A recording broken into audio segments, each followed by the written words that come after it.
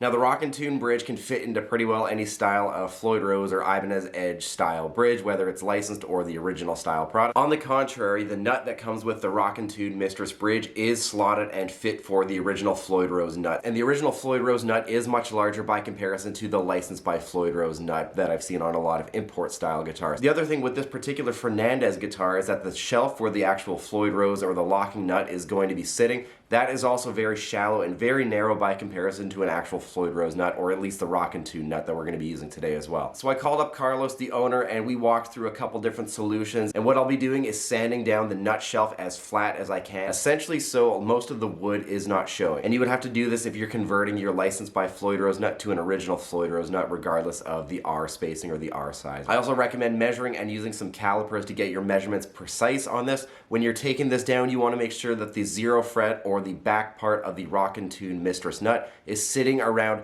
20 thousandths of an inch higher than the very first fret of the guitar. And that's how you're going to have the guitar playing as best as it will be when you are installing the Rock and Tune nut and the bridge. You can also see the original screw mounting holes that hold the original locking nut on that Fernandez guitar. They're not going to line up exactly with the Rock and Tune Mistress like pilot holes and what's actually machined in the nut. What I'm going to have to do is dowel those existing holes that are in the nut shelf, re-drill them, and then put some new screws in, and then we're going to be good to go. This is a little bit more advanced as there are some more steps. There's a lot of fine details that go into this, and you do have to go really slow, especially when you are sanding down that nut shelf. It's always easy to take away material, but it's pretty hard to add it back, especially in this case here. Go slow with it. If you don't trust yourself, there's no sweat with that. Take it into a tech and a trusted luthier, and they're going to get you going. The customer service has also been really amazing from Carlos to me and just helping me get this product on my guitar. I do want to say this is just more so a reflection of the guitar that I'm dealing with, and this is just some things you have to deal with as a guitar tech and if you are going to be installing new parts on your guitar. Alright, now here is the nut fully installed. The brass and the black look really good against this magenta color and a little bit of this gold in the Fernandez logo here. Looks really good. Was pretty straightforward to install. It did take some time. Sanding down the original nut shelf so the Rock and Tune Mistress nut could sit properly was the most time consuming part. Once you sand this down properly, the rest is pretty easy. I then doweled the original mounting screw holes that came with this guitar from factory. I just poked some holes into the nut shelf with just like an X-Acto knife just so I can get a template of where the actual screws are going to go. The screws were really nice on this as well. They're not too large, so again, you don't have to worry about cutting them down, or you don't have to worry about them poking through the back here. Really nice attention to detail there.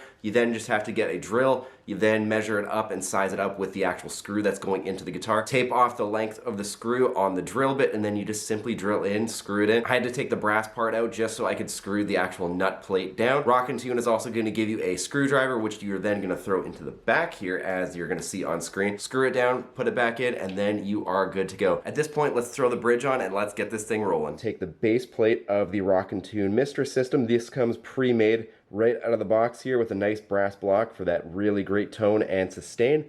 I'm then just going to simply put it in here. Next up, I'm going to flip the guitar over, and I'm then going to put some springs in the back of the trem system. I'm just going to install one spring here. This is just going to keep the bridge kind of in place and not going anywhere when I'm installing the rest of the components for the bridge. Rock and Tune is also going to give you a tremolo bar. It just screws in right here. There's also a back part here which allows you to lock it. So the next part here is making sure that the bridge is going to be sitting level when you're ready to install the top part of the Rock and Tune Mistress system on the back of the bridge here. They will give you this bridge stabilizer here that has an adjustment piece right here which you can adjust with an Allen wrench, and you're just going to make your adjustments on this piece right here just so the bridge is actually sitting flat. This is going to make your life way easier when you are installing the top component of the bridge here, and then you're going to have a much easier time setting up the guitar, getting it in tune, and ultimately using the Rock and Tune Mistress system in this particular context. Once your bridge is set up flat, you're going to spin the guitar over again, and you're going to install the remaining springs on your guitar. So at this point, we are ready to string up our guitar that has the Rock and Tune Mistress double locking trem system.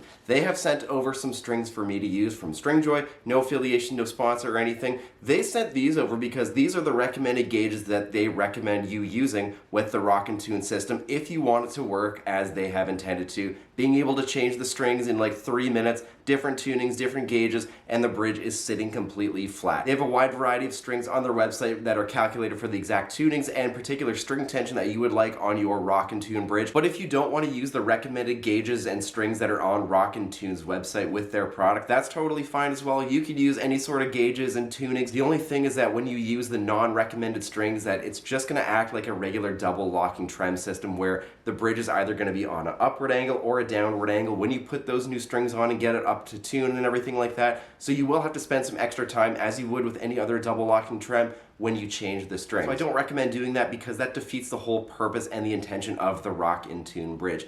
I have 3 sets here. I'm going to use one of them here. I'm going to throw them on. I'm going to show you how to string it up. I'm then going to make another video that will show you how easy it is to swap strings and tunings between the Rock in Tune bridge pieces. So at this point, we are going to start stringing up the Rock in Tune Mistress bridge. I have the top mounting bridge component right here.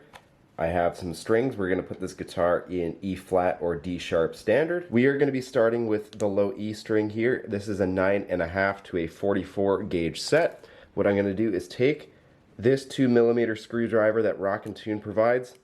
I'm then going to unscrew the saddle. I'm going to put it to the side where I know where it's going to be. I'm then going to cut the ball end off of the string. I'm then going to insert the string right through where that string hole is.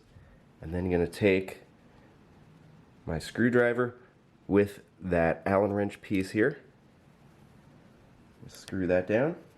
I can feel that. That's not going anywhere. You just want to clamp it down just snug, just so it's holding there. You do want to be really careful with the E, B, and G strings because they are obviously plain strings, and you want to make sure you're not going to actually break them by accident. So do be very careful when you're tightening these down at the bridge down here and at the nut. All right, now for the E, G, and B string, you are going to be taking out the saddle pieces right here, just as you normally would. The only difference is that under these actual black screw pieces here, you have these little pads. You want to make sure these 2 pieces here are out before you are stringing the E, G, and B strings on your guitar. You're going to put your string in first, then you're going to put the silver part on top of the string, and then you're going to tighten it down with the black piece right here.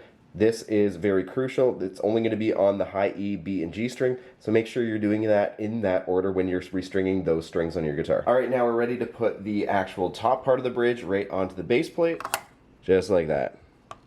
We're going to leave that stabilizer in because that's keeping our bridge flat. At this point, I'm going to loosen the pieces at the nut here. You can also keep them somewhere safe because they are very small. I'm then going to pass the strings through and then feed it into the tuner. You're then going to repeat this process for every other string on your guitar. Get it tuned up to the recommended pitch and tuning for the particular strings that you have, and then you're going to be on to the next part. Same thing as before with all of the plain strings on the guitar. There is going to be a little silver or a brass pad that has to go in here, so make sure you insert the silver or the brass pad onto the string before you actually insert the last part here that will tighten it all down. Alright, so at this point we are pretty much done. The guitar is in tune, the bridge is sitting flat, and I actually adjusted the action just as I would for any sort of double locking Floyd Rose style or Ibanez Edge style trem. Using these adjustment pieces down here with an Allen wrench, took the action down to where I like it. Remove this, put it somewhere safe, or put it back in the box. Once you've done this, what you want to do is now check the intonation. I did that off camera, and I'm not going to lie to you, this guitar is perfectly intonated, but if you did have to adjust it, it's going to be these pieces down here. You're going to be taking this screwdriver here. You're then going to be inserting it to these pieces right down here. It's going to be very similar to like a tune-o-matic style bridge, and you would adjust these saddles either forwards or backwards in relation to whether the note at the 12th fret is either sharp or flat in relation to the note you are playing when you're playing an open string. Next up, we're going to take this screwdriver. We're then going to tighten all of these pieces right here at the nut. Very similar to clamping down the strings at the nut if you have like a Floyd Rose style guitar. Once again, you don't want to go too hard with these. You want to just get them kind of thumb tight, if you will, or finger tight. You're then going to check the tuning after, and then you're going to make any sort of necessary adjustments right down here on these fine tuners. At this point, what we're going to do is now release all of the tension on the tuner. As you can hear, I'm playing the note and the string is unwinding. And it's staying in tune. You can't see my tuner, but I can see it, and it's staying in tune. I'm going to do this for every string, and then I'm going to cut all of the leftover strings right here once they are fully loose, and making sure all of the strings past the nut are going to be in tune.